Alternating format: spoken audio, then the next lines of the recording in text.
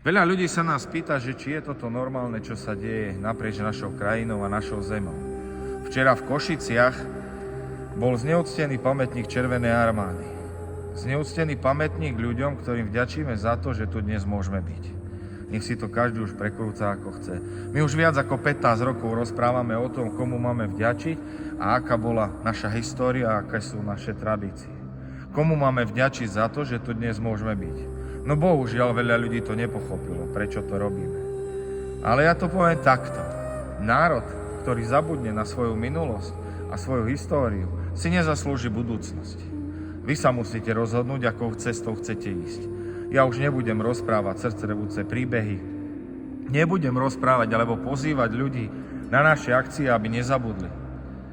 Lebo by mali pochopiť jednu vec, že to je ich povinnosť poďakovať a šíriť osvetu ďalej.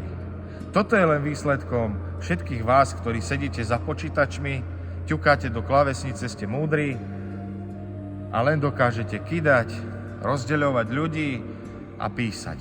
Píšte si ďalej. My pôjdeme našou cestou kultúry, histórie a tradícií.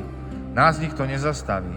A banderovské heslá a žltomodré farby si niekde strčte. Nás to nezaujíma. A nezabudnite jednu vec. Víťazstvo bude naše. Pabieda bude za nami.